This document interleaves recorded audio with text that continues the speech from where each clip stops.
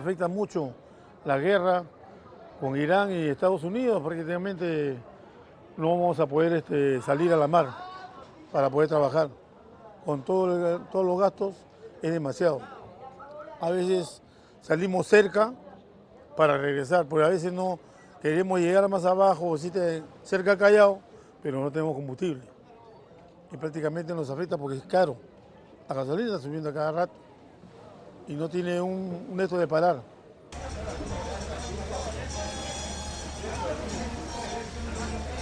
Desde que comenzó la guerra, el combustible prácticamente subió casi el 30-40% y prácticamente nos está afectando mucho porque prácticamente a veces no sacamos nada.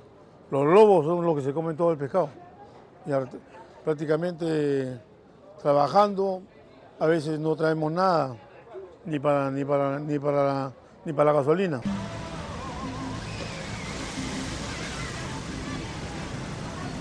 Antes salíamos seguido y buscábamos que comprar gasolina nuevamente para seguir trabajando, ¿no? Pero ahora ya no se puede. Prácticamente pocos compañeros salen porque a veces no hay combustible, o sea, no hay moneda para nuevamente comprar el combustible.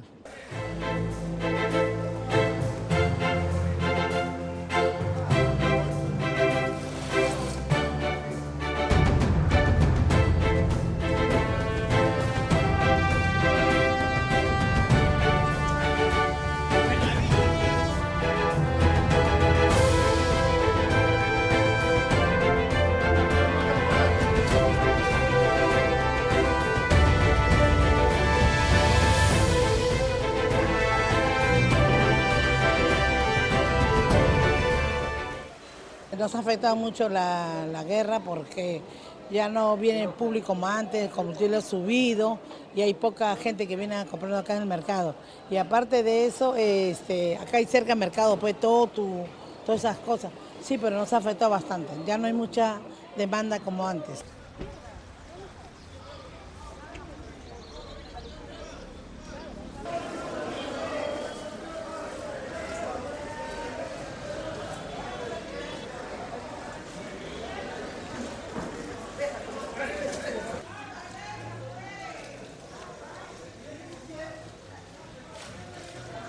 De que ha aumentado los combustibles, nos ha afectado a todos, porque nos transportamos en un vehículo.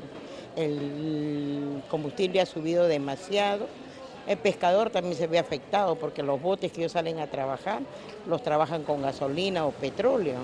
Entonces, y lo poco que ellos traen no equivale a lo que ellos van a gastar, porque ellos hay días que traen, hay días que no traen, y es un combustible perdido.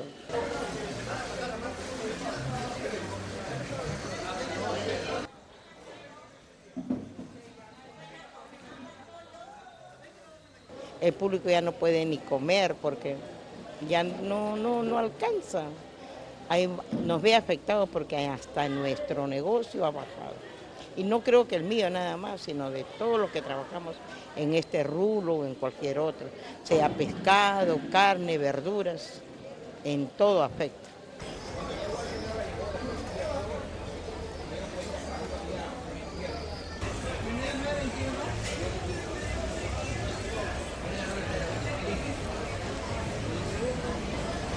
Personil militer Iran kemudian melakukan pemeriksaan di atas kapal.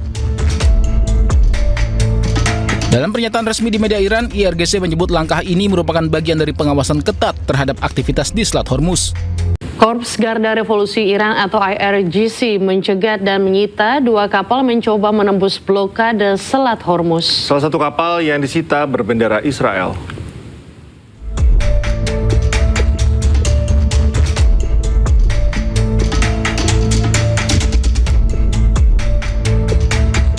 Sebuah video yang dirilis Korps Garuda Revolusi Iran IRGC memperlihatkan kapal yang berisi personil militer Iran menaiki salah satu kapal kargo yang dicegat di Selat Hormuz.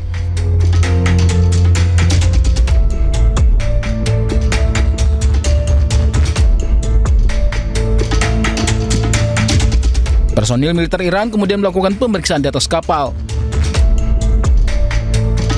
Dalam pernyataan resmi di media Iran, IRGC menyebut langkah ini merupakan bagian dari pengawasan ketat terhadap aktivitas di Selat Hormuz. Kedua kapal yang melanggar ketentuan diidentifikasi bernama MSC Francesca yang disebut memiliki keterlibatan dengan Israel, sementara satu kapal lagi bernama Epaminondas. IRGC menyatakan kedua kapal berusaha tinggalkan Selat Hormuz secara diam-diam sebelum terdeteksi dan dicegat unit laut mereka. Saat ini kedua kapal telah dipindahkan ke perairan Iran untuk dilakukan pemeriksaan terhadap muatan, dokumen, serta catatan lainnya. IRGC tegaskan setiap upaya yang melanggar aturan pelayaran yang ditetapkan Iran di Selat Hormuz akan ditindak tegas sesuai hukum yang berlaku. Menteri Perang Amerika Serikat Pete Hegseth mengklaim Amerika Serikat memberlakukan blokade terhadap pelabuhan-pelabuhan Iran tanpa ragu. Ia juga mengatakan sebanyak 34 kapal dipaksa putar balik. From the Gulf of Oman to the open oceans, our Navy is enforcing this blockade without hesitation or apology. Now, as usual, there's a lot of false information out there.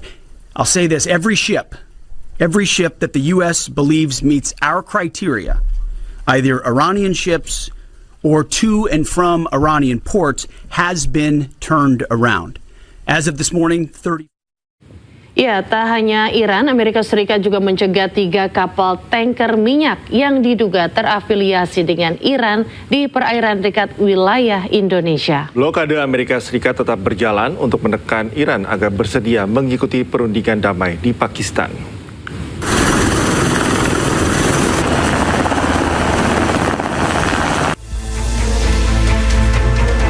Militer Amerika Serikat secara agresif mencegat 3 kapal tanker berbendera Iran di Selat Malaka, wilayah perairan yang berbatasan langsung dengan Indonesia.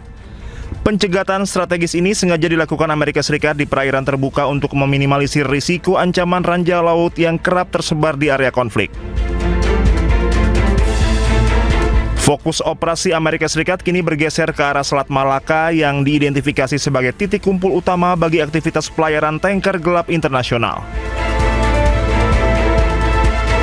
Selat Malaka menjadi jalur alternatif bagi tanker gelap pembawa minyak ilegal dari negara yang terkena sanksi Amerika Serikat. Supertanker Deep Sea menjadi salah satu armada utama yang jalurnya dialihkan pasukan keamanan Amerika Serikat. Selain itu, kapal Selfin yang mengangkut muatan minyak sekitar 65% dari kapasitas total juga berhasil diamankan militer Amerika Serikat. Sementara kapal Dorena yang membawa 2 juta barel minyak mentah kini berada dalam pengawalan ketat kapal perusak Angkatan Laut Amerika Serikat. Komando Pusat Amerika Serikat menyatakan kapal Dorena tertangkap tangan saat berusaha menembus barikade pengamanan di Samudra Hindia. Militer Amerika Serikat juga dicurigai telah menghentikan tanker Deria yang sebelumnya gagal melakukan bongkar muat komoditas minyak di wilayah India. Total 29 kapal dipaksa putar balik sejak kebijakan blokade pelabuhan Iran ini resmi diimplementasikan Amerika Serikat. Kepala Staf Gabungan Amerika Serikat Jenderal Dan Kane sebelumnya memang telah memprediksi Selat Malaka akan menjadi lokasi krusial pencegatan.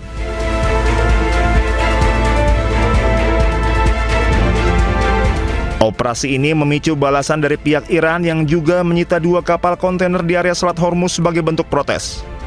Kondisi ini memperparah gangguan pasokan energi global karena Selat Hormuz merupakan jalur bagi 1/5 kebutuhan minyak dunia.